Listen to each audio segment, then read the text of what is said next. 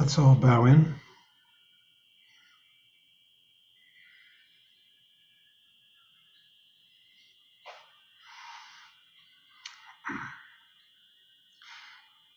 Welcome everyone to the class for the Buddhist Path of Awakening group.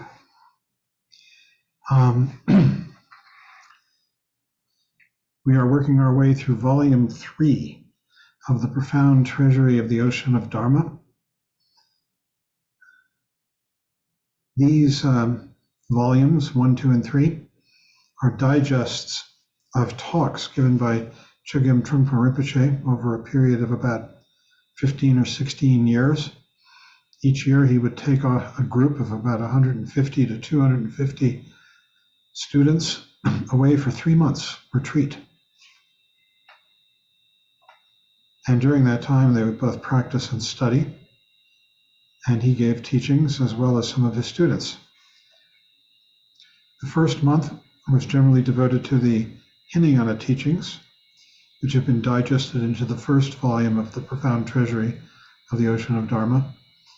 The second month was devoted to the Mahayana teachings, which have also been digested into volume 2, which we have gone through.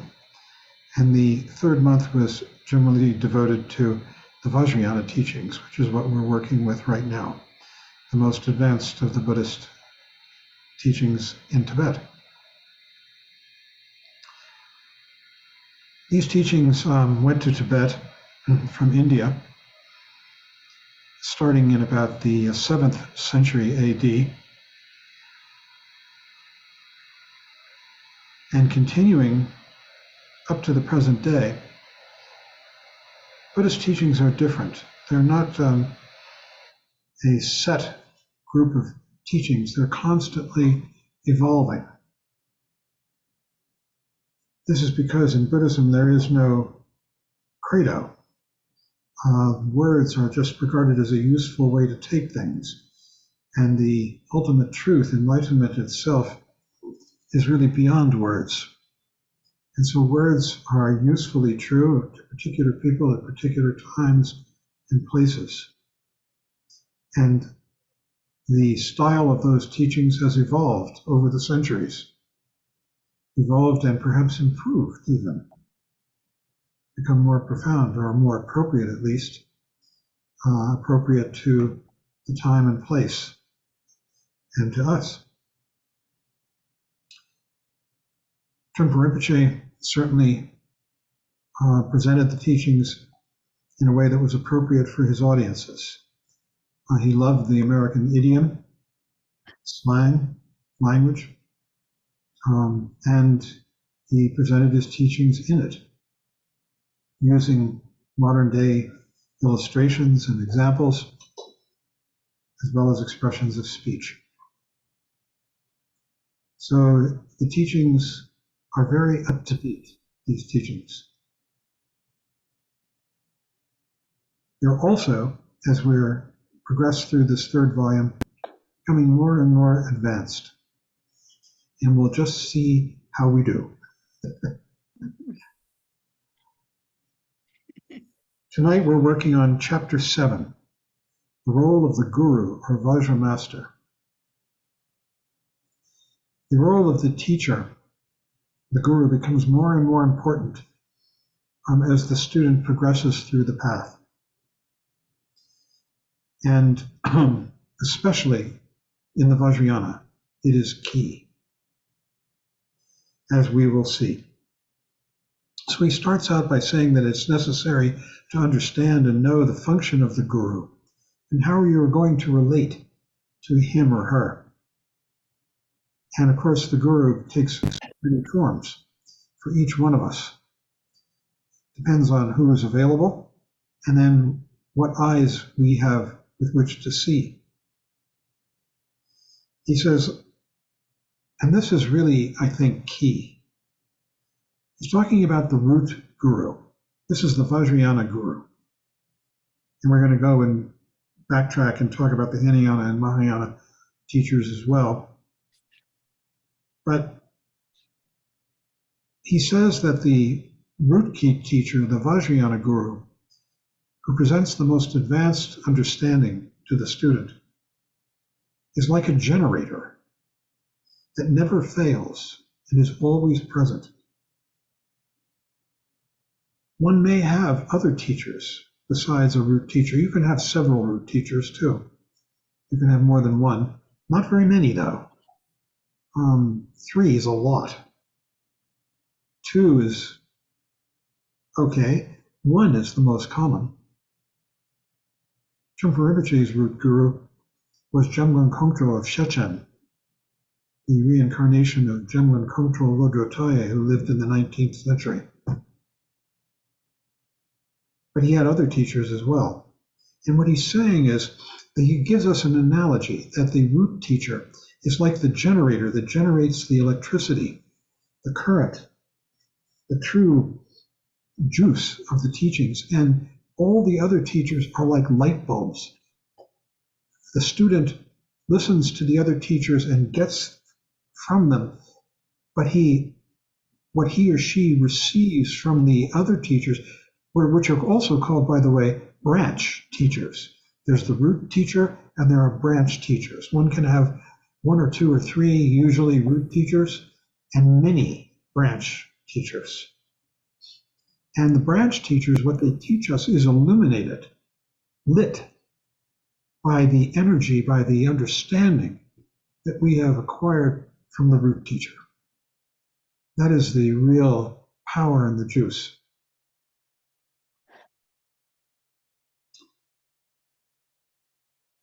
The essence of the relationship between the student and the root teacher is communication. Open-hearted, deep communication on both sides. Both have to be capable of it, and it has to happen. That's the way the teachings are transmitted. And when I say deep communication, I mean the most intimate, and that doesn't mean that you tear open your shirt, and sort of reveal your guts. Although that could happen, but there's no real point to that. That's too calculated, too considered. It's really ultimate openness, honesty, deep friendship, you might call it, that takes place between teacher and student. Huge heart and intelligence. So we start the path at the Hinayana level. And the Hinayana teacher is very different than the Vajrayana, although, and contained within the Vajrayana teacher, the Hinayana teacher is a preceptor, the Hinayana guru, you might say. The teacher or preceptor, one who ordains you into the vows, gives you information, the information about the teachings, the 4 Noble Truths, the 3 marks of existence, the 6 realms, and all of that.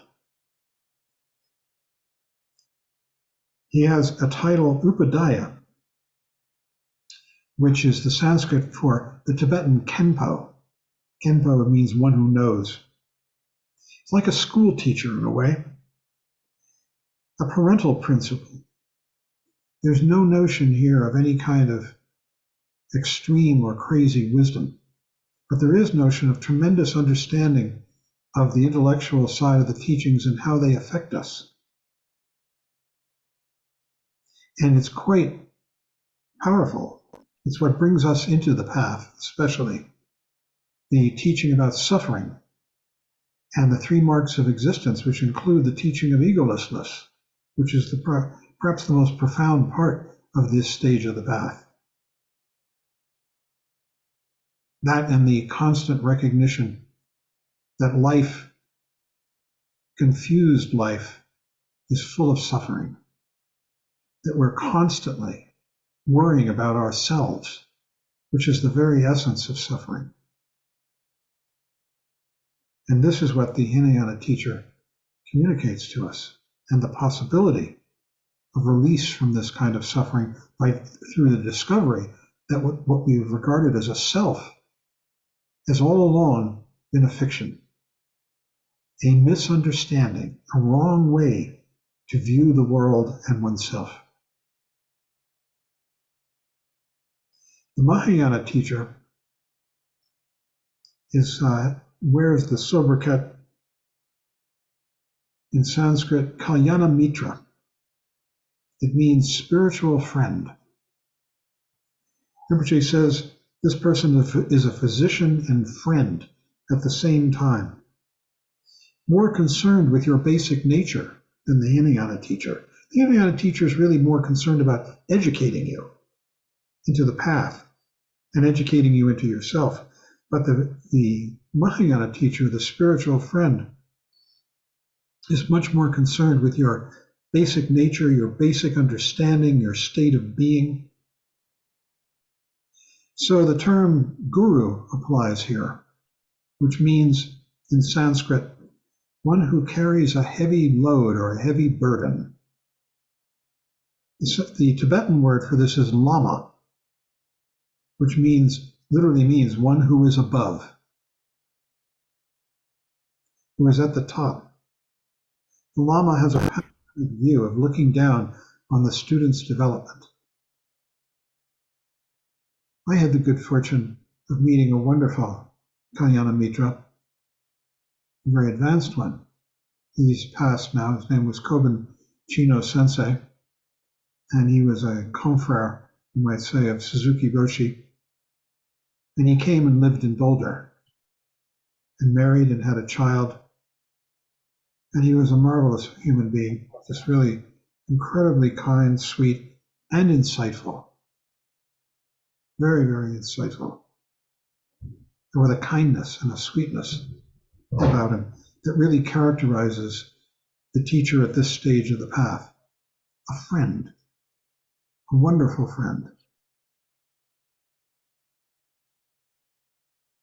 I wish I could see Koben. I wish you could meet Koben.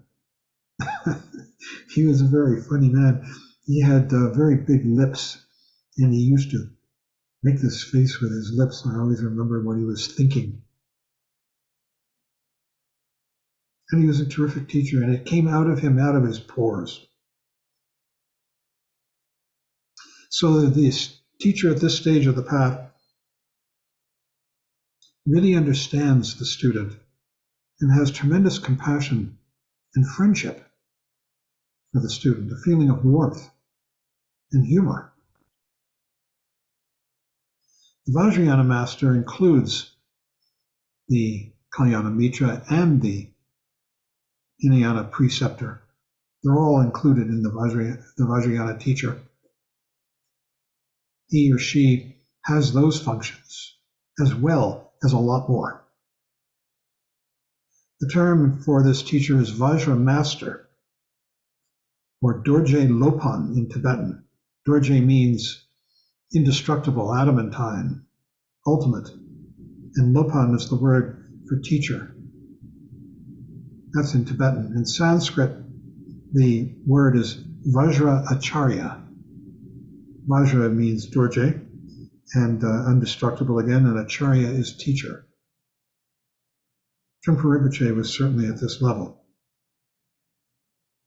He says of this person that this person is a spokesperson for the phenomenal world that we all live in. And the relationship can be quite unpredictable. It can vary from being very gentle to being utterly fierce. So I'll tell you a story, for instance, of a great teacher, Patrul Rinpoche, who lived in the 1700s. And he was a real character, Patrul Rinpoche. Lots of really interesting stories about him. Among other things, he was reputed to have done Nundro, prostrations, Vajrasattva mantra, mandala offerings, and the Guru Yoga, 108,000 of each. Patrul Rinpoche was reputed to have done this over more than 60 times. He often wandered around dressed like a beggar and gave teachings all the time. And the story goes that one night he was out looking at the stars, lying on his back, And his servant, his manservant, who took care of him, was standing respectfully at a distance. And Patrul Rinpoche called out to him and said, Gyaltro, have I given you pointing out instruction? And Gyaltro, this guy Gyaltro, who's been a student of Patrul Rinpoche for 17 years, right, says, no, sir, you have not. And Patrul Rinpoche says, Gyaltro, do you see the stars in the sky? Gyaltro, standing 20 feet away, looks up and sees the stars, and he says, yes, sir, I see the stars. And Patrul Rinpoche says, and Gyaltro, do you hear the dogs barking over at Santian Monastery? And Gyaltro says, yes, Master, I hear the dogs barking. And Patrul Rinpoche says, and Gyaltro Rinpoche, do you feel the breeze, the air blowing, through our hair and around our skin? And Gyaltro Rinpoche says, yes, sir, I do, I feel it. And Patrul Rinpoche says, that's it. And Gyaltro Rinpoche gets it, just like that. As opposed to the famous story of Naropa and his teacher Tulopa. Naropa was one of the heads of Nalanda University. And one day he has a vision of Vajrayogini. Vajrayogini is a representation of transcendent knowledge or understanding. And she's a woman, female, and she appears in different aspects. So one of her names is Vajra Varahi, which literally means Vajra sow. Oh, thank you. And Vajra sow, she takes the form of a pig. Her most common form is that of a 16-year-old girl naked dancing with 3 eyes and a crown of skulls and a garland of heads around her. She's bright red and she's in flames. She's the wrathful aspect of prajna, transcendent knowledge. And she also appears to Naropa as a old hag bearing the 37 ugly marks. I think I've told this story. And she kind of shocks him by appearing as so ugly. And he doesn't know who she is. But she asks him if he understands the meaning or the sense of the words, if he understands the words or their meaning. And he says, well, I just understand the words. And she's very happy. And then seeking to please her more. And he says, and I understand what they mean too. And she gets furious with him, scares him to death, and tells him, you have to go find my brother. And he sets off. He leaves his post as head of Nalanda, one of the 4 heads of Nalanda University, which has 10,000 monks in residence, and he's very, very prominent. And he goes off to seek Tulopa. He hears the message. And he goes through trials. For instance, one day he's walking along, and there's this maggoty, rotten dog, half dead, lying and blocking the trail. And as he approaches this dog, he just leaps over the dog. And the dog rises into the sky, turns into Tulopa, the teacher he's been seeking, and says, oh, Naropa, until you blah, blah, blah, whatever it was, you'll never find the teacher. He goes through 12 trials like this, including seeing his own parents being beaten. And when he goes to try and stop it, this turns out to be Tulopa, another vision, and on like this. And then finally he meets Tulopa, and Tulopa puts him through tests, like they're walking along, and Tulopa says, I'm hungry. And you see that wedding party over there? If I had a real student, he would go steal some food from that wedding party for me. And so Naropa goes over and steals some food, and he gets caught and he's beaten half to death. And Tulopa comes up to him and says, what's the matter with you?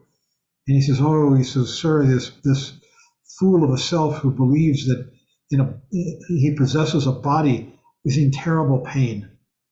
And Talopa just snaps his fingers and gets in, they wakes him up. And this goes on and on, so that you can see tremendous range of relationship between the Vajra master and the student.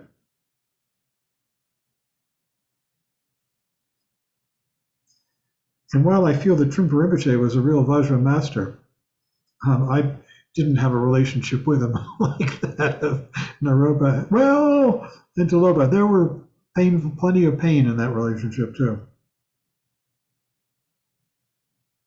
So the Vajra master, it says, is the spokesperson or even the manifestation of the phenomenal world.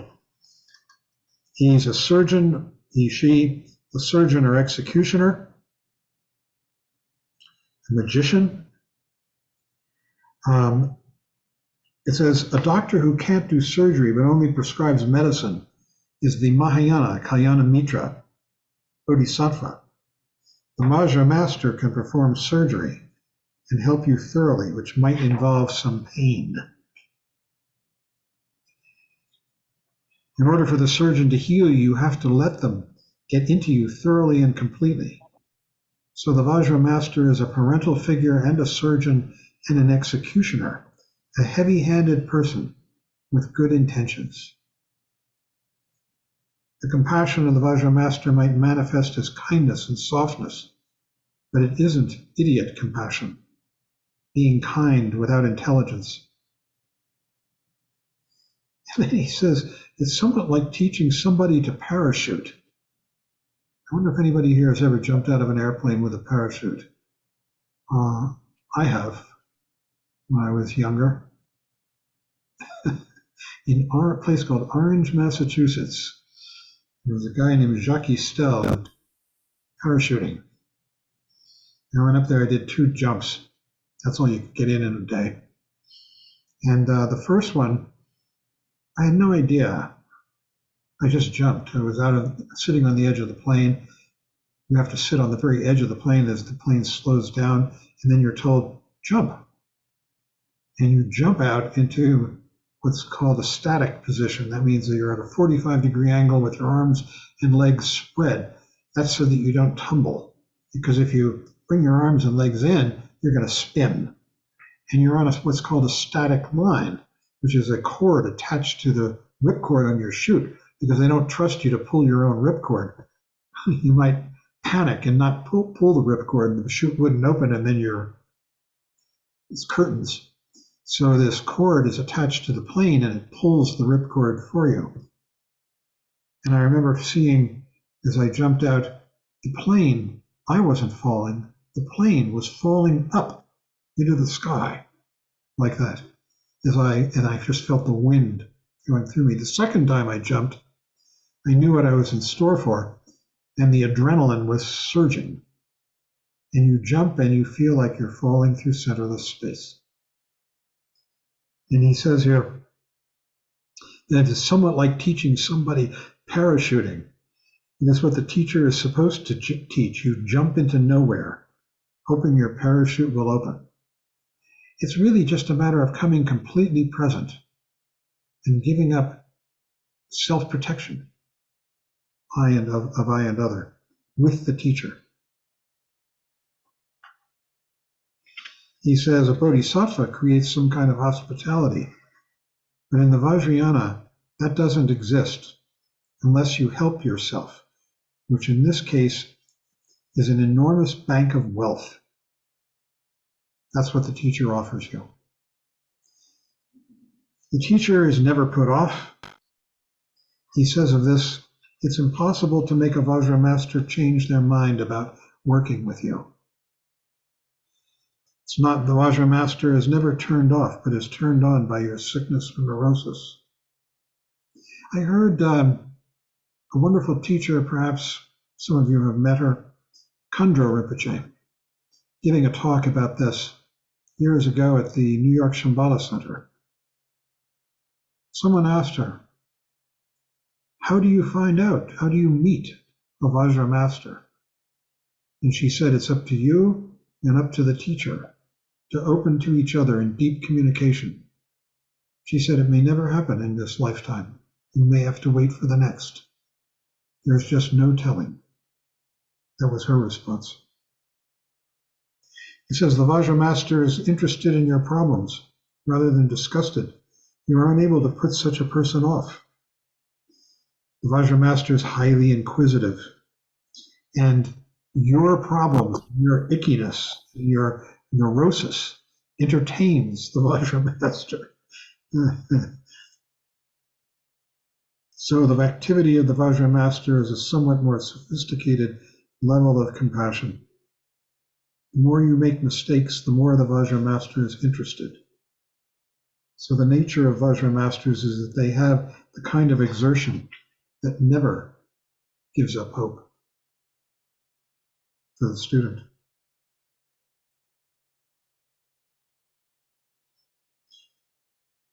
Vajra master is a crocodile who never rejects anyone once they are accepted. He or she only knows how to accept. The crocodile never lets go. The Vajra master is non-flinching and is the spokesperson for the Vajrayana teachings.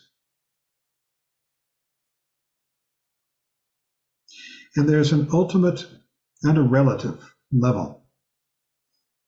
The relative level of the Vajra master, the external guru, is called the Kunzup. Kunzup means relative guru, who exists outside your body and mind externally and shares the same sky and earth as you. This is a human being with whom you can communicate and eat dinner and do all kinds of things. The absolute teacher is roused inside you by the relative teacher, and it becomes the recognition of your complete awareness in this present moment. The awareness that we've been talking about, this ritpa, this tamagishepa, that becomes the absolute guru, the absolute teacher, roused by the relative. He says, when you have enough impression of the relative teacher, that's the real person, the Trungpa Rinpoche or whomever might be, imprinted on your state of mind, then the guru of ultimate reality within you can shine through.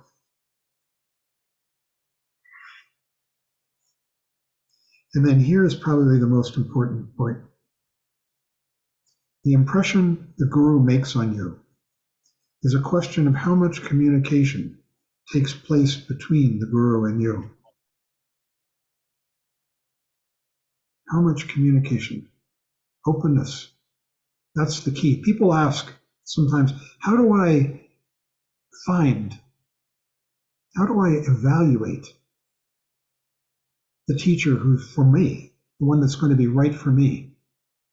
And I say, repeating really what he says, is you have to meet them, talk to them, find which one speaks to you, opens you, and to whom you can speak and trust with heart and intelligence both.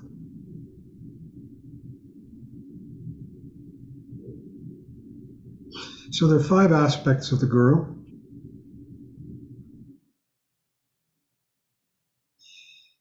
Their body is the Vajra Sangha.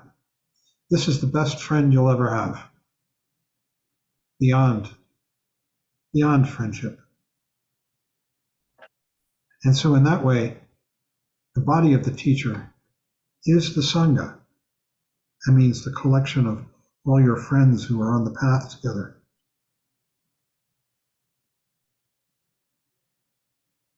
The speech of the guru is the manifestation of the teachings.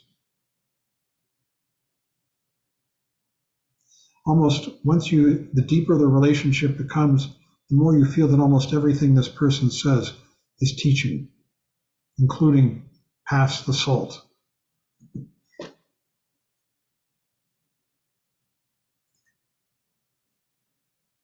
And the teacher transforms the environment around you into an environment that is the utterance or expression of the teachings.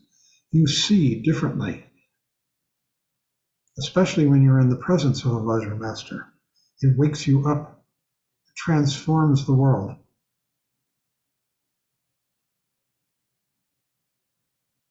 He says, speech, in this sense, is that which creates an atmosphere or environment of Dharma.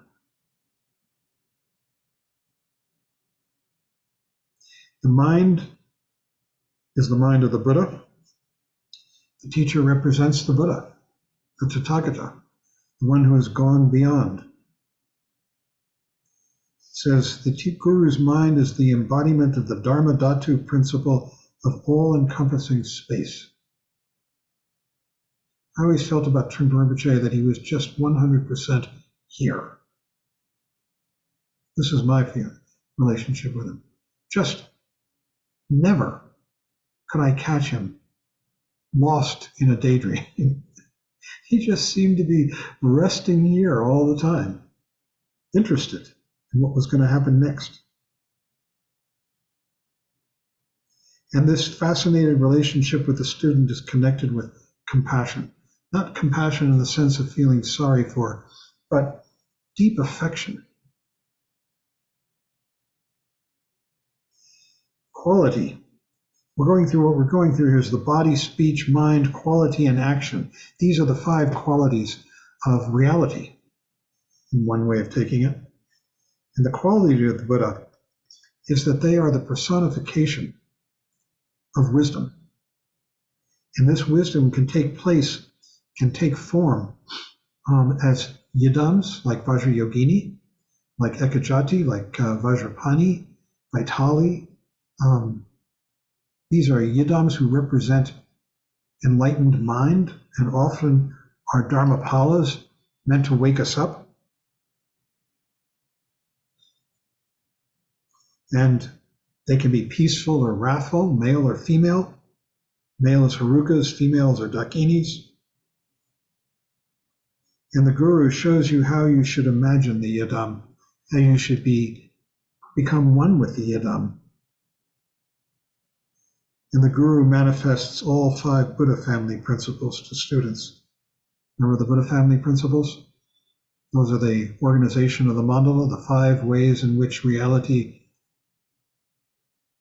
manifests: Vajra, Ratna, Padma, Karma, and Buddha. 5 areas of the mandala. And the action of the Guru is the action of the Dharmapalas, the protectors of the Dharma.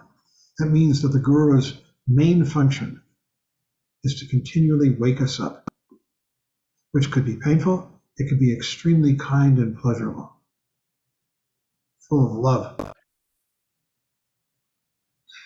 So then we get the last quality of the Guru is the possessor and maker of all.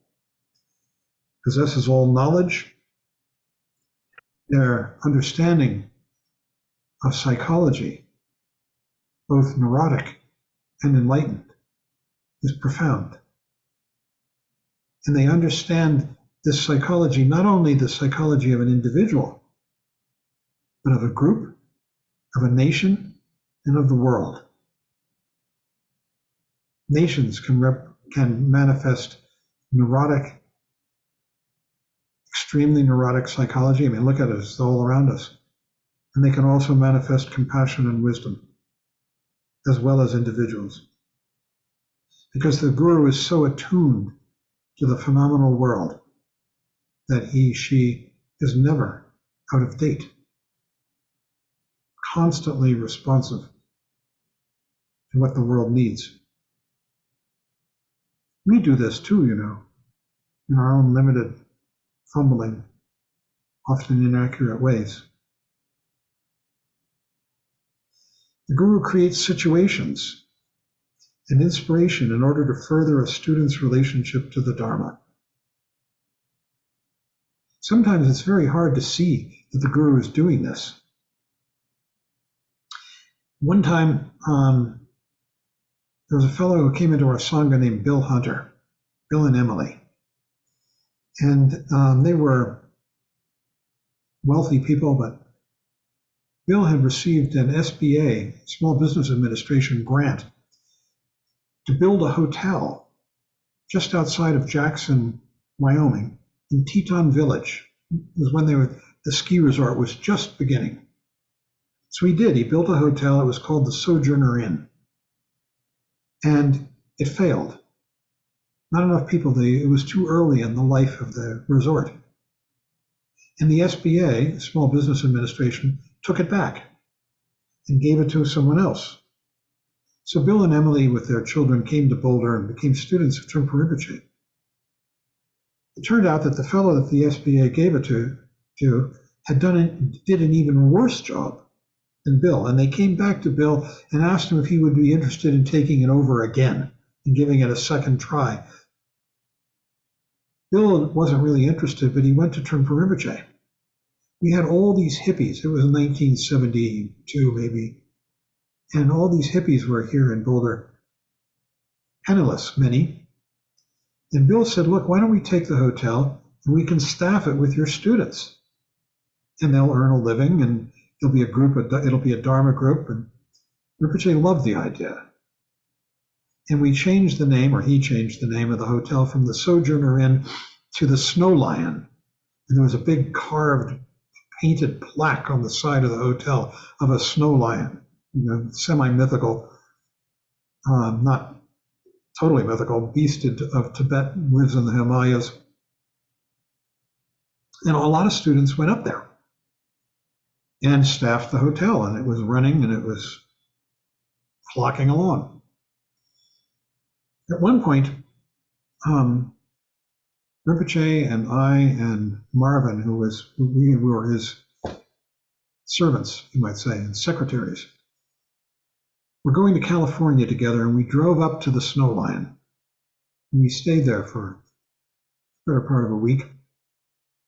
And I saw just terrible stuff going on. Stuff that I thought was just so bad, in terms of how to run a hotel.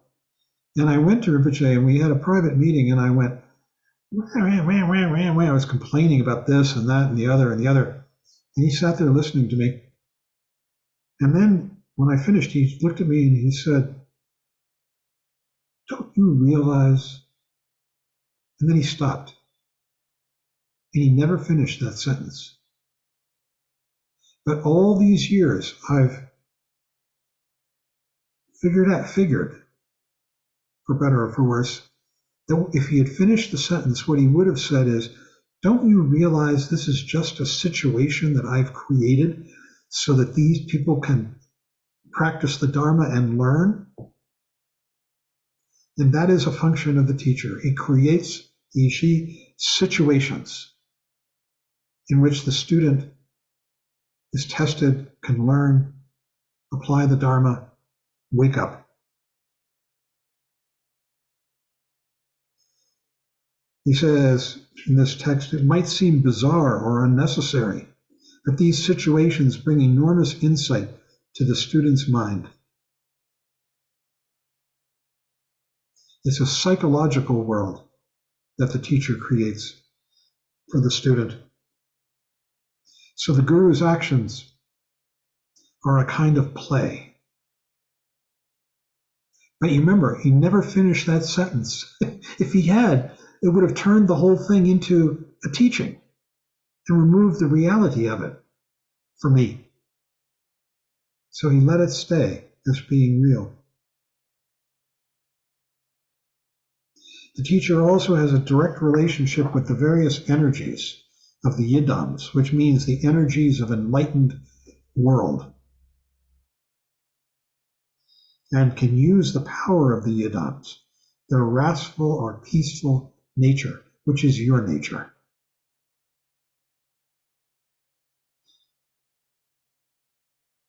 So the Vajrayana teacher manifests as much more powerful, direct, and extraordinary than the Hinayana preceptor or Mahayana spiritual friend.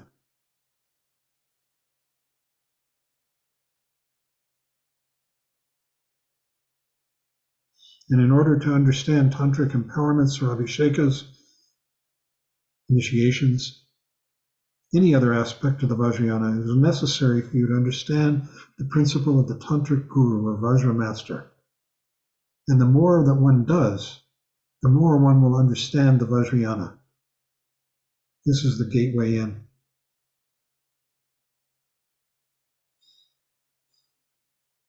He says, it is important to appreciate how much power the guru has, and the fact that you give it to him too.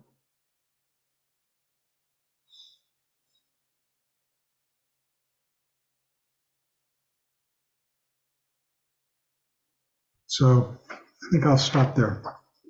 Now, I felt that it was useful to talk about this, not because I'm a Vajra master, I'm certainly not, but it's necessary to have the view of the path. And actually, whether or not you find a Vajra master and where you find the Vajra master is totally up to each one of us, again and again. And it's necessary to understand the principle of the Vajra master because what they represent is enlightened mind. And the more you understand that principle, the more lesser teachers can communicate this to you. It's the generator and the light bulbs. Any teacher can become a generator. It depends on you and that individual. It's a matter of the magic of your openness and relationship. So there are many teachers out there.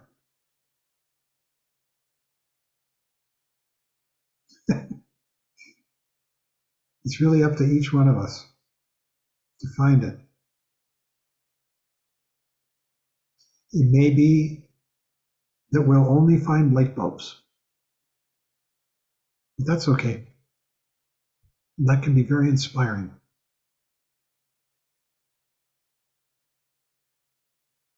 So you see, when Rinpoche gave these talks, he was really talking about himself. I think I'll stop there and we could have a discussion.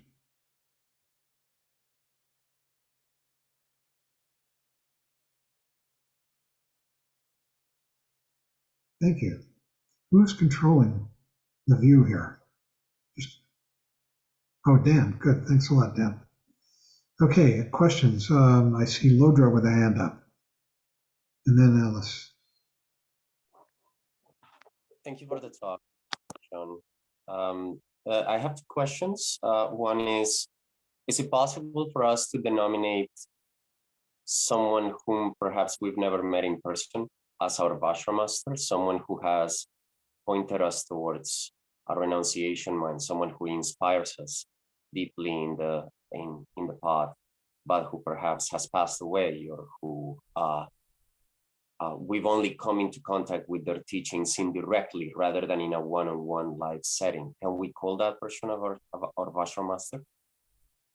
In this tradition, I'm sorry to say no. This is very intimate.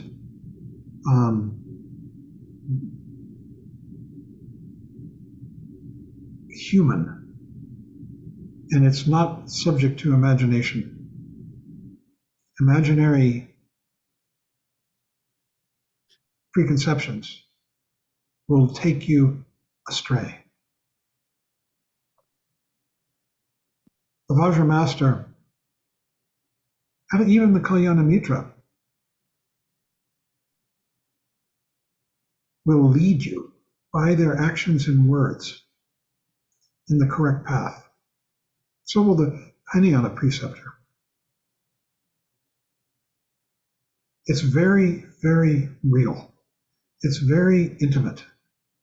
It's very mundane in a way, because it's flesh and blood. There are aspects of the Vajrayana which go beyond flesh and blood, the relationship with the Yidams, the protectors, and so forth. But that is only revealed in the relationship with a human being. This tradition has passed from one human being to another over the centuries. Trungpa Rinpoche used to say, the teachings are like freshly baked bread. You have to receive it hot from the oven and eat it while it's still warm.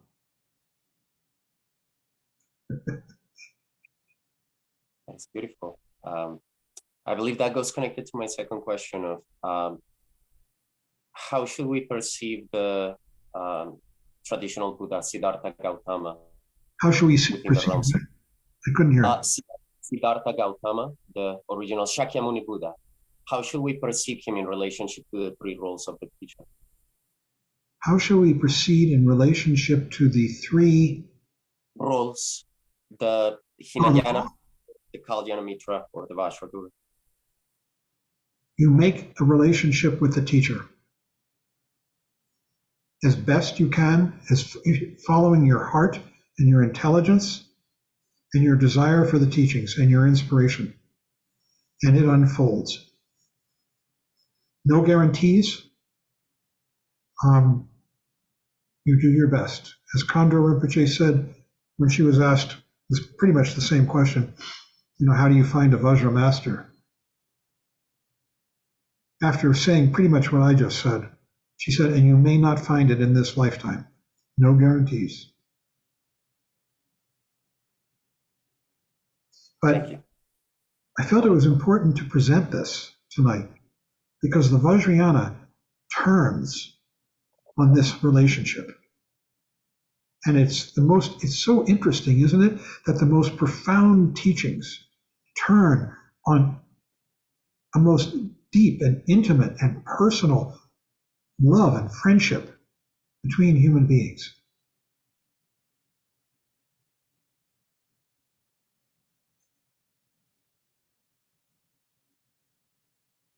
Alice, did you have something?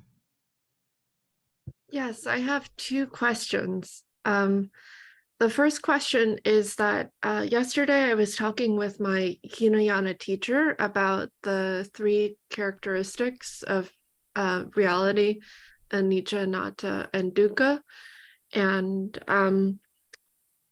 oh dear, what's my point? So we were talking about how so that's irrelevant. We were talking about the three afflictions, greed, hatred, and delusion, and how these cause us to generate karma that cause us to continue in samsara. So I was wondering what the difference is between hatred and wrathfulness, where an enlightened mind can have the quality of being wrathful. The difference is whether it comes from neurosis or wisdom. When hatred, aggression, let's call it, is neurotic, it involves belief in I and other. Mm-hmm. And you see the other as being dangerous, inimical, threatening, something that's going to reduce I. And so you want to get rid of it. And that's the pushing away of hatred. Wrathful wisdom is extremely non-dual. It's not a matter of self-aggrandizement of any kind. It's exercised by an individual to wake someone else up. And it must be employed skillfully, because you don't want to destroy the person, you want to awaken them. So it's employed by a very, very wise individual, a person who has realized anatma, as you put it, egolessness, and more. There's more beyond that. So that's really the difference. Wrathful versus neurotic wisdom. Anger, I'm sorry.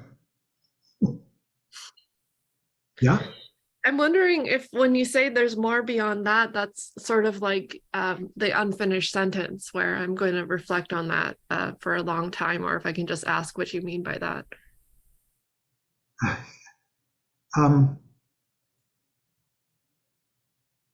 It's just that the principle of wisdom is all about waking up to reality.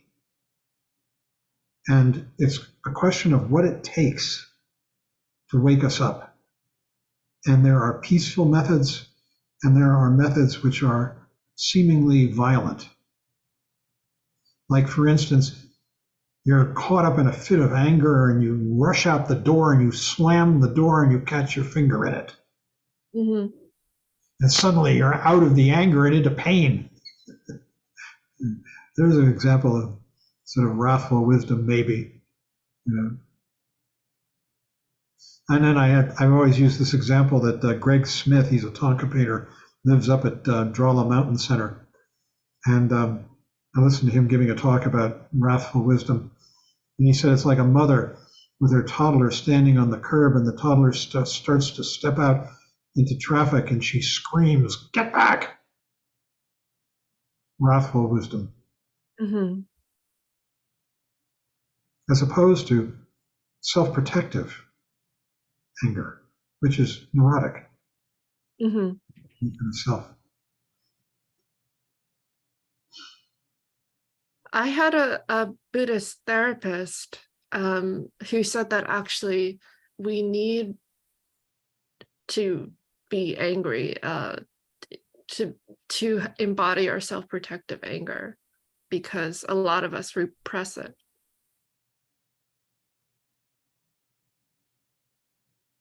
That's a complicated statement. It depends a lot on the individual you're talking about. I think too much to unravel here. There are people who repress their anger and direct it, and by doing so, direct it again into themselves, and it can become self-destructive. So I think this is going too much into psychotherapy here. Yeah, I'll just ask my second question, which is about what the masters think about synthesizing Buddhism with other paths, because personally I also practice on a shamanic path, and one example of a conflict here is with the fifth precept, because we do use psychedelics to alter consciousness. I think first of all, that it would depend very much on your relationship with your teacher. Mm-hmm. Trungpa Rinpoche, when he met us, we were all of us doing psychedelics. And eventually he had everybody stop. Mm-hmm. He felt that it was a form of self-indulgence, too much looking for something exotic and beyond. And we stopped. There are lots I could tell you stories, but because when we started Drawla Mountain Center, it was initially, I've just been writing this up actually, it was initially inhabited by a group of hippies called the Pygmy Farm. And I've never seen people do drugs the way they did. I thought I'd done a lot of psychedelics. Man, I was a piker compared to those people. And eventually, what happened was that they were living up there, and this is cow country.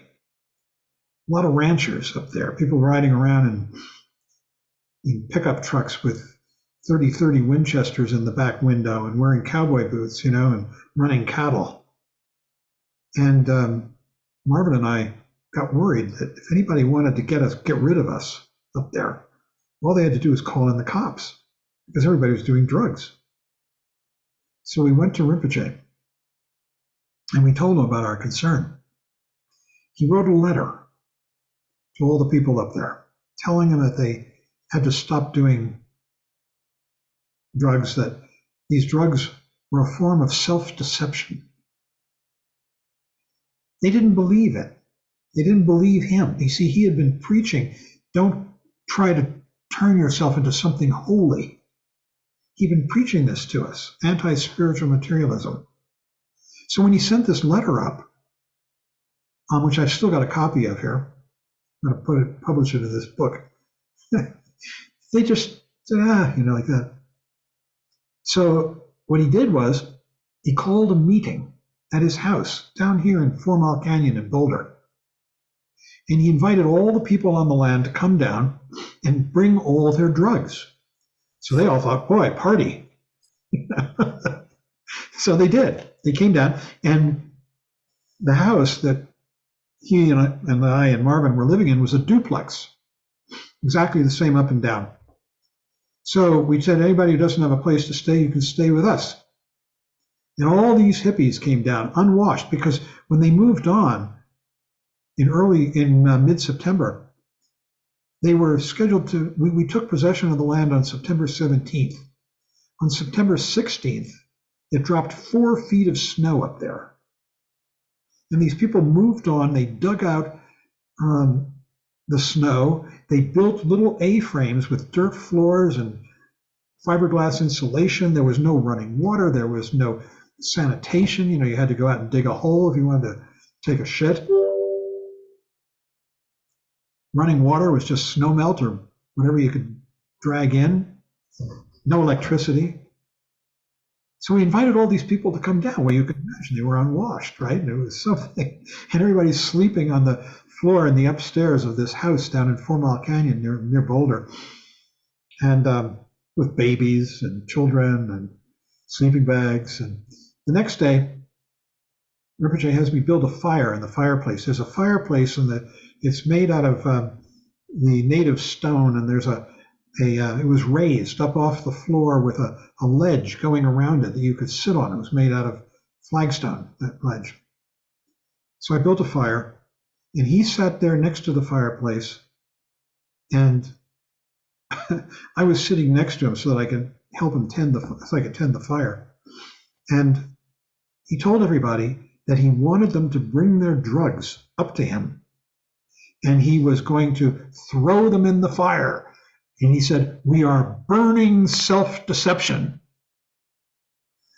One by one, people came up and gave them their stash, of drugs, whatever it was, mostly psychedelics, hashish, marijuana. I don't think there was much in the way of hard drugs. And he threw it in the flames. One of the pygmies, who was became a very close friend of mine. His name was Terry Mason. All these people had voodoo names. They had come from New Orleans to Colorado, and in New Orleans they had been students of a voodoo teacher, a woman, queen, a voodoo queen they called her, and she'd given them all names.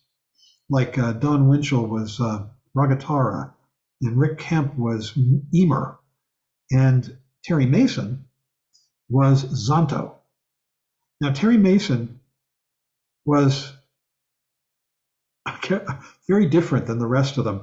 He had been in the 101st Airborne Division of the U.S. military, which was reputed to be the most combat-ready division in the whole military establishment in the United States. And in fact, when Kennedy was assassinated, they had been locked down because there was a fear that this was a coup when John F. Kennedy was assassinated. Terry had been in that thing, and now he was bald. He had curly hair coming down past his shoulders, a beard. He had tattoos on his arms. This was before people had tattoos, right? And and he was a sweet, sweet guy. And he came up to Rinpoche with this stash in his hands. And I'm sitting right next to him, and he says to Rinpoche in this voice as though nobody can hear. He's whispering like everybody could hear. And he says, Rinpoche, this is really good hash. Don't burn it. You and I can smoke it later. In a whisper, supposedly. Rinpoche takes it and he says, no, we're burning self-deception, and throws it into the fire.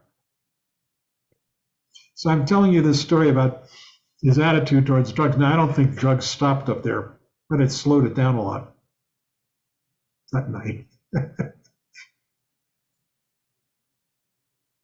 Terry's dead now. I wish he wasn't. He was a wonderful, sweet guy. He looked like something from the Grateful Dead. He really did. And the funny thing is, for all that, he became a hairdresser in Boulder.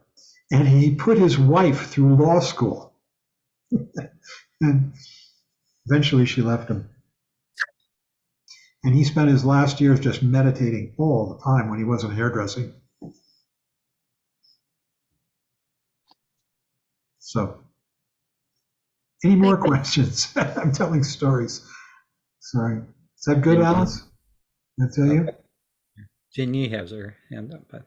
Okay, Shinyi. If I understand you correctly, the point you made in answering Ojo's first question is that the relationship between student and Vajra master needs to be in person and direct instead of imaginary. So I guess there are two parts to my question. The first, that I feel that like in Vajrayana, like a student would invoke blessings of someone that is not, you haven't met in flesh and blood by having devotion, for example, Vajradhara, Guru Rinpoche, the Buddha, and even Chogyam Trungpa. So I guess that's a different matter than a Vajra master, like a relationship between Vajra master, but you can still invoke devotion in someone you haven't met in person.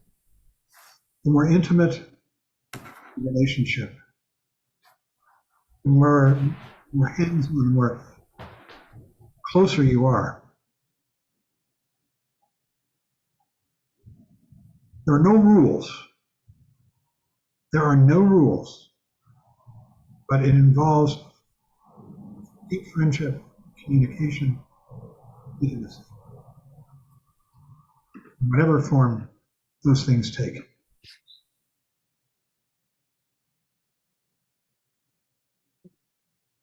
I guess my question is more, it's a different, like you can invoke blessing from someone or a Buddha that you haven't really met in person or feel that you're meeting in person, but that's a different matter than having a Vajra master, because with a Vajra master, it needs to be an intimate relationship. Is that correct? Yes. Okay. Think of Naropa and Tilopa. Eventually, right. The Naropa followed Tilopa around doing whatever he told him to do, which was rather painful. And eventually one day, Tilopa took off his sandal and slapped Naropa in the face. And that was the transmission. Now, contrast that with Patrul Rinpoche and his servant, Mungtrul, which was so gentle. There are no rules. There are no rules about how people develop open-hearted communication. So I guess my second part of the question would relate to that. I think nowadays a lot of Vajrayana students don't have, they don't meet the student as frequently as do Naropa and Tilopa, or Patrul Rinpoche and a servant, and Trungpa Rinpoche and you. Maybe they only meet the guru once or twice in their lives. I wonder, in that case, how does the relationship still sustain throughout the journey of the student? It's completely unique, each one. Each relationship, there are no rules for this, except that there is a structure. There are the teachings, and there is the Buddha, the Dharma, the Sangha, which is really all part of the teachings. And there is the relationship of teacher and student, which is one of friendship and love and open-heartedness and communication without pretense.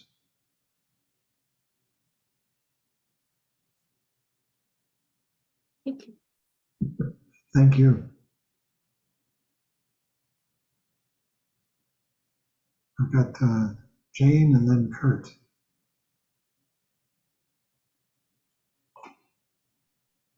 Thank you, John. It was an entertaining and enlightening talk. I appreciate it.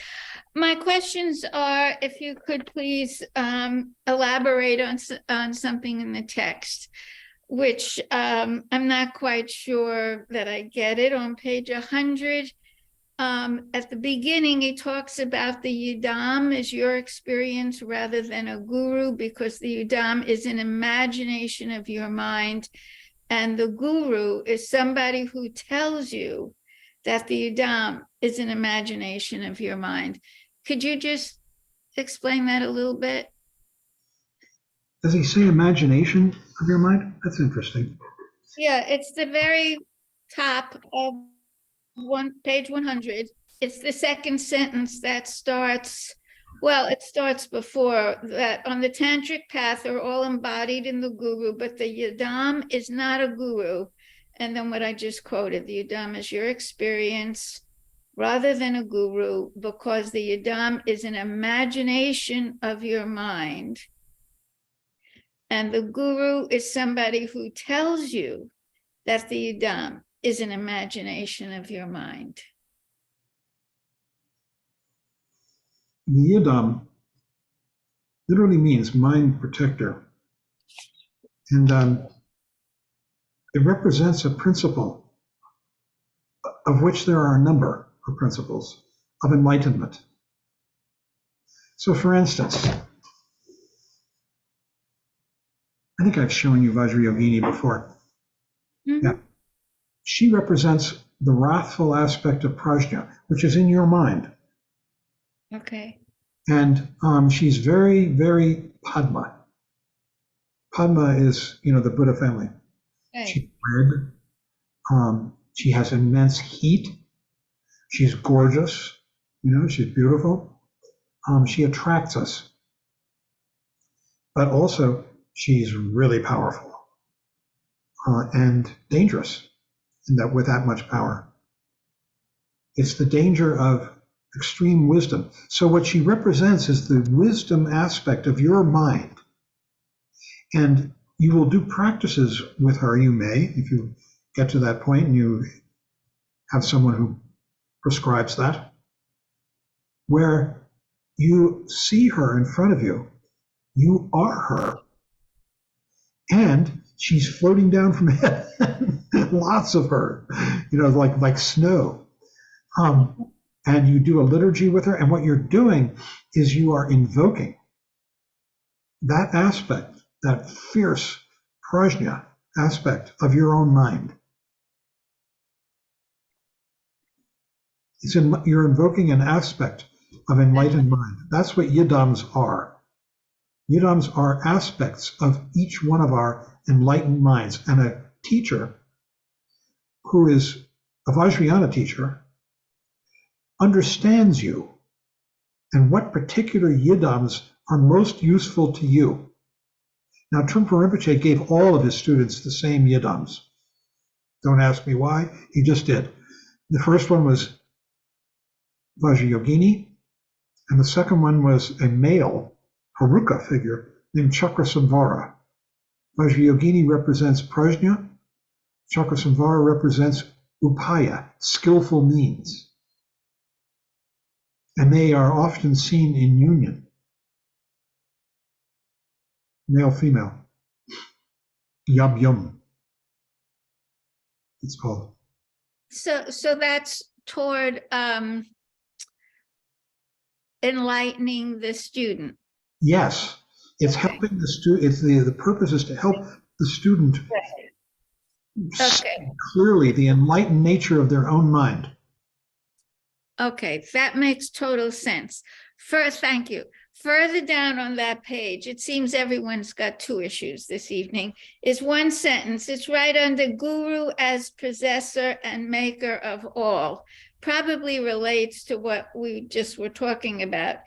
In tantric literature, the guru principle, TLE, is also described as the possessor and maker of all. I get possessor. Could you speak to maker of all? Sounds an awful lot like a God concept. Where is this exactly? Same page, 100, middle of the page, there's in caps a heading, Guru as possessor and maker of all. Oh, I see. I'm sorry. Yeah. Um,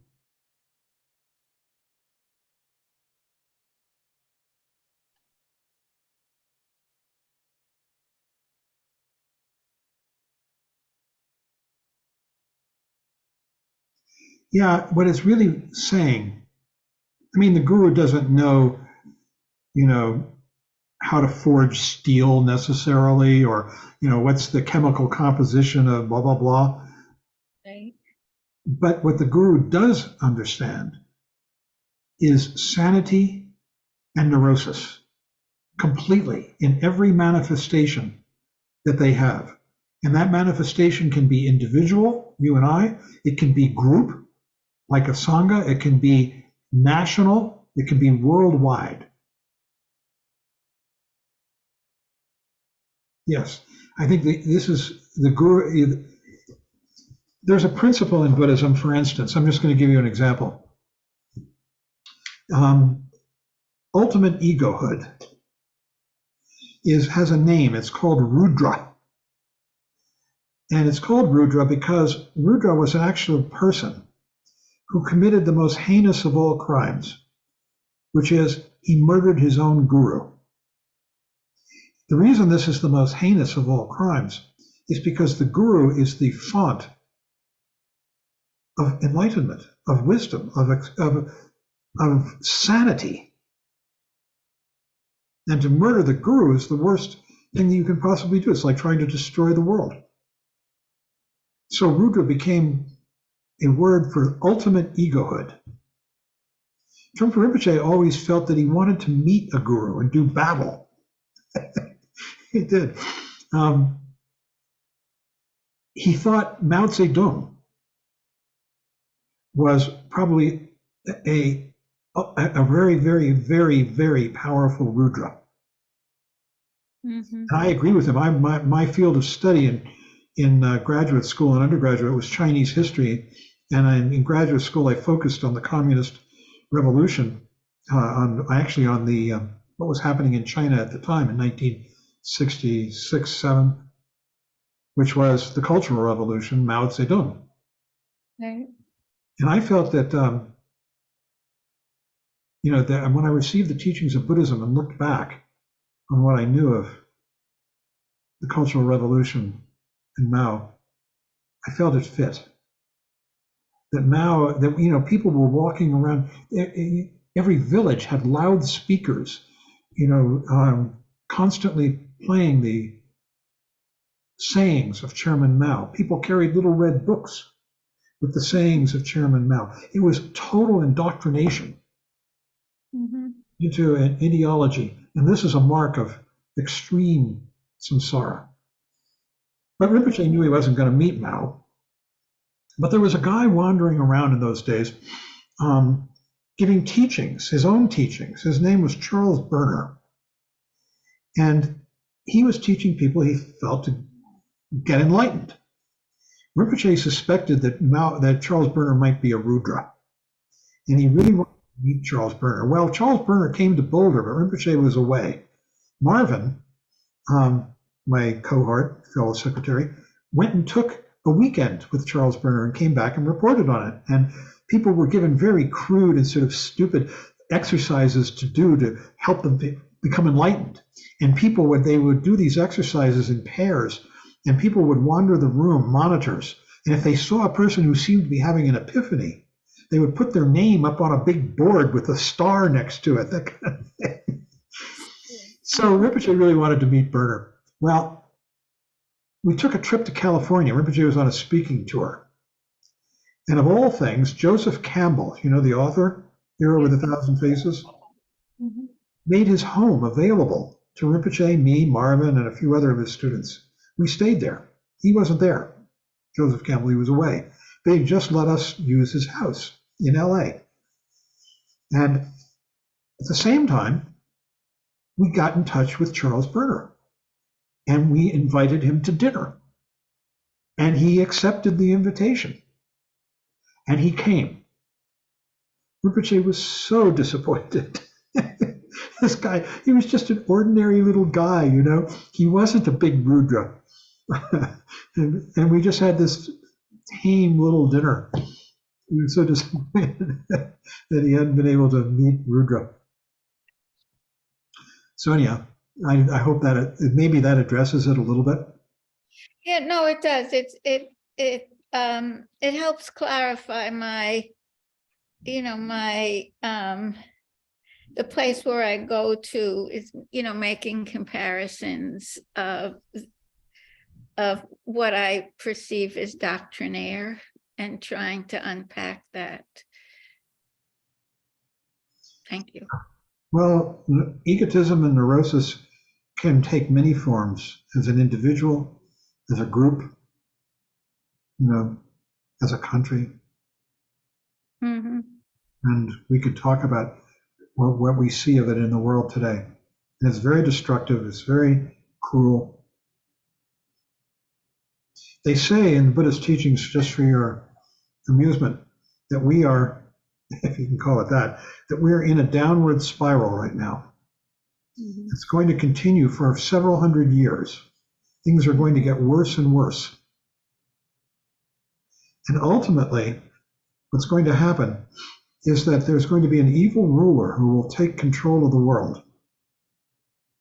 And that ruler will then become aware that there is such a thing as Shambhala, the Shambhala kingdom, which exists somewhere, off the surface of the planet.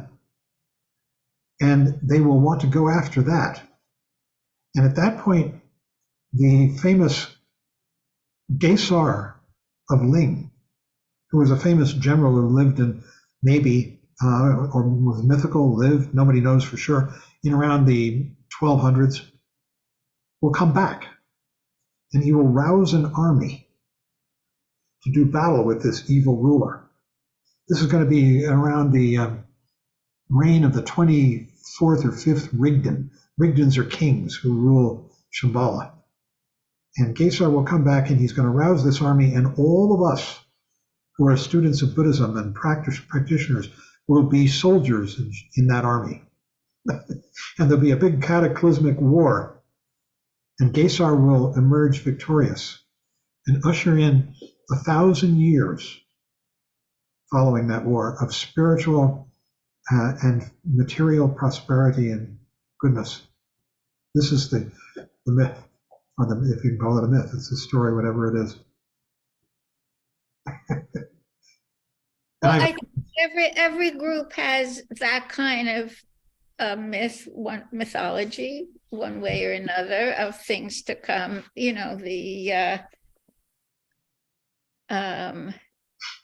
A savior coming, someone who will turn things around. It's a lot of movies are based on that. True. Thank you. Yeah. Thank you. It's really beautiful. This world of lore, that we are sort of stepping our toes into. It's to me, it seems like a very beautiful world. Who else had their hand up here? Kurt, you did. I think. Thanks, John. I'll save mine for discussion tomorrow night. Okay, great. Yeah, we're almost at time here. Well, unless there's any burning issues, perhaps we should end. So, I've forgotten who's doing the chants tonight. Huh? Don. Okay. Will you lead us in the closing chants? Yes. Great. Okay, hold on.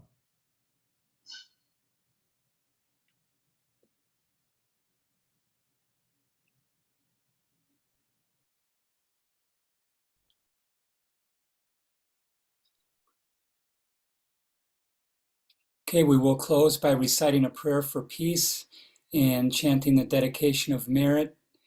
of our practice for the benefit of all sentient beings.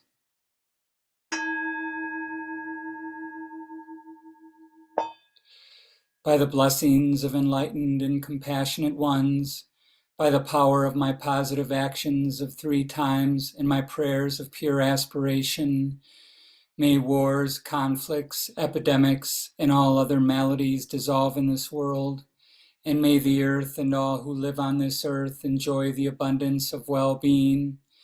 May all learn to live lovingly with each other.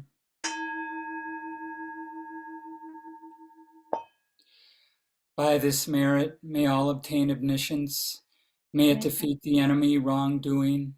From the stormy waves of birth, old age, sickness, and death, from the ocean of samsara, may I free all beings.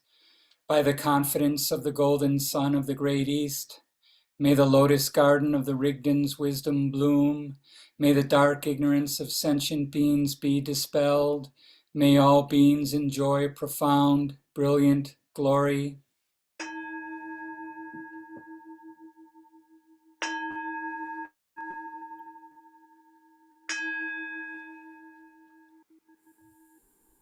Thanks, Don. Thanks, everybody. Thanks, everybody. Thanks, John. Thank you. Thank you. John, thanks everyone. Story. And Well, Thank you.